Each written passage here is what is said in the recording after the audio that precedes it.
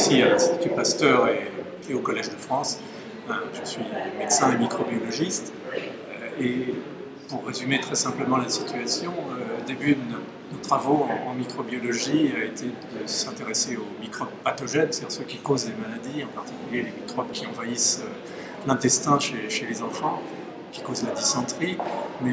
ces dernières années, on a réalisé, et beaucoup de nos collègues de la même façon, le rôle important que jouent ce qu'on appelle les bons microbes, c'est-à-dire le microbiote, les microbes qui peuplent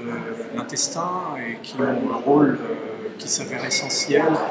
à la fois dans la protection justement contre les pathogènes, dans la maturation du système immunitaire, et puis de plus en plus dans des phénomènes qu'on appelle systémiques, c'est-à-dire véritablement un rôle dans la nutrition, dans le métabolisme, un rôle sur la maturation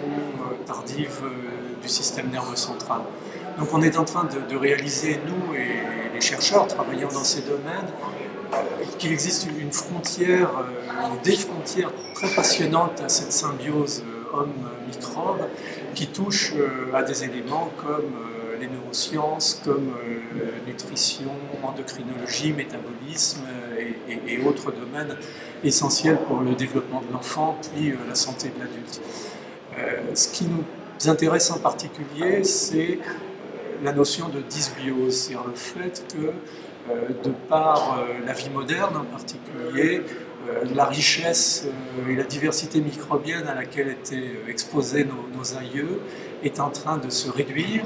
et qu'à cette réduction de richesse et de diversité s'associe probablement, pour l'instant ça reste très corrélatif, ça demande à être prouvé de façon fonctionnelle, s'associe probablement un certain nombre de pathologies qu'on appelle des pathologies postmodernes, comme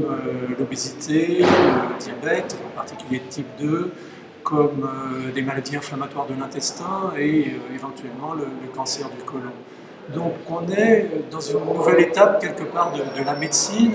qui consiste à voir ce microbiote d'un côté comme un élément stabilisateur en matière de santé, ce qu'on appelle l'homéostasie, et puis du fait de ruptures en particulier liées à des changements environnementaux, la mise en place de dysbiose et d'un certain nombre de pathologies. Maintenant le travail est de faire le lien fonctionnel, c'est d'arriver en termes d'études cliniques qui sont difficiles et longues, d'autant plus qu'on a des signatures qui nécessitent des approches très avancées en séquençage par exemple, ou en métabolomique, des approches expérimentales chez l'animal. Tout ça va permettre de passer d'un état, disons, de description de la composition de ces